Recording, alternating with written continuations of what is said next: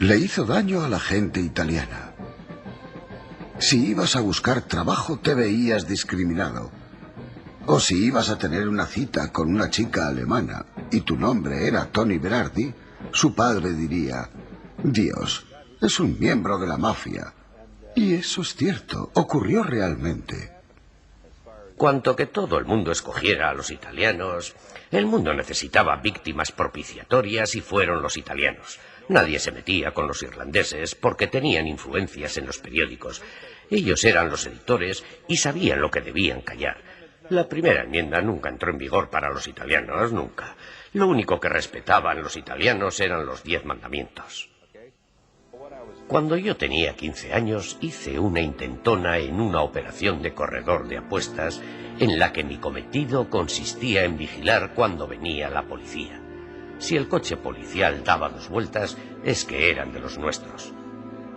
Todo el mundo dice que crecimos como acólitos, pero no todos. Algunos crecimos como monaguillos. Fueron los zarpazos de la vida. Y cuando tienes 15 o 16 años, eso significa algo. Yo andaba con zapatos agujereados, te lo digo honestamente. A decir verdad, creo que tenía 15 años cuando supe que uno debía llevar un calzado que le quedase ajustado. Yo procedo de una familia numerosa, y el primero que se levantaba era el que mejor se vestía. Ese era el único modo de vida que yo conocía. No quiero menospreciar aquel modo de vida. De hecho, creo que es la parte de mi vida que más me ha enseñado. Al Capone era como un héroe para todos nosotros.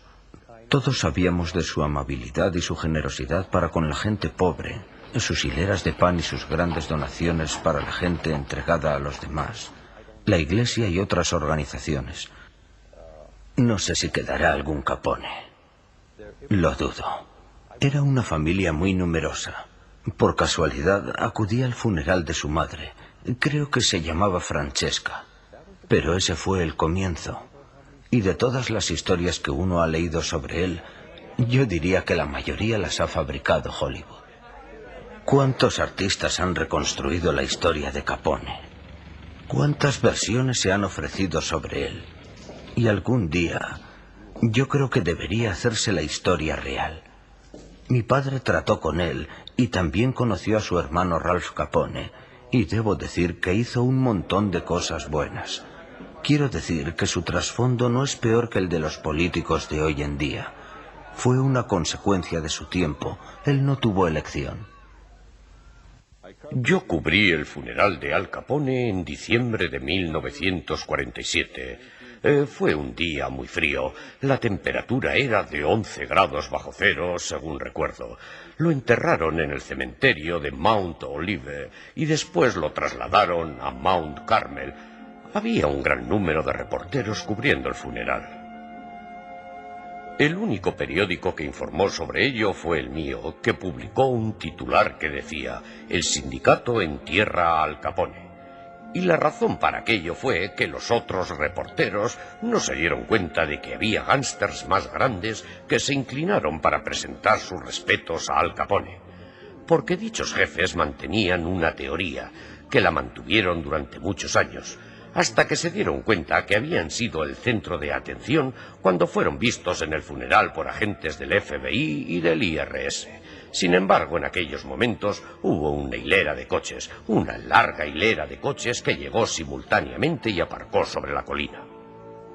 Mientras el féretro estaba siendo introducido en la fosa, había una carpa enfrente, y el hermano mayor de Al Capone, Ralph Capone, era quien daba su aprobación a aquellos que podían entrar al recinto privado para ver a los suyos dando el último adiós al difunto. Esta era la costumbre. Ocurrió que su madre, que vivía en la avenida Prairie, era una mujer muy religiosa, y se impuso al capellán de los bomberos, el padre Gorman, para que le diera a Al Capone un responso de despedida, lo cual causó una conmoción en la época. Entre los gángsters que acudieron al funeral estaba Anthony Capisio, que era un pez gordo de la mafia. Murió de un ataque al corazón mientras jugaba al golf. Murray Humphreys, un galés y un jefazo de la mafia que también estaba allí. O los primos de Al Capone, los hermanos Fischetti. Estaban los tres, George, Charles y Rocco. También estuvo Jack Gusick. Cojeaba ligeramente al andar, pero yo le reconocí por su silueta. Pero era difícil determinar qué personas estaban allí, porque iban semi-embozados todos. Iban con sus sombreros, fedoras los llamábamos, que les cubría los ojos, sus abrigos largos con los cuellos levantados para que nadie les reconociera. Así fue el funeral de Capone. Yo creo que podríamos resumir la historia de la mafia en este país en la iglesia en la que fue bautizado Al Capone. Dicha iglesia está en la calle Navia Street. La iglesia es la de Saint Michel y la de Saint Edwards. Si se aproxima uno por allá, podrá observar cómo las cercanías han sido reconvertidas en aparcamientos y grandes edificios, pero tan solo está a unos metros de donde nació Capone.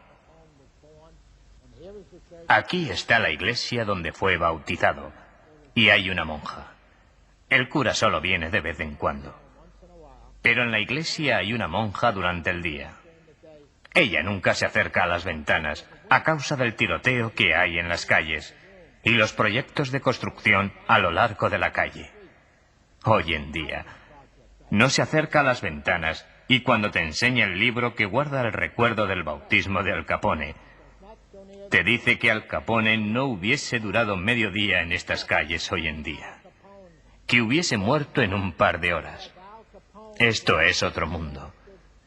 Esto es una violencia desenfrenada y sin sentido, hecha por jóvenes que simplemente están ahí, sin pasado y sin presente, que solo viven al minuto. Y si les dices que así van a morir, te responden que prefieren vivir intensamente un minuto que el resto de sus vidas. Y harán lo que sea. No hay normas. Son muchísimo más peligrosos. En primer lugar, para ellos mismos, y luego para los demás. Son muchísimo más peligrosos que lo que la mafia pudo ser nunca.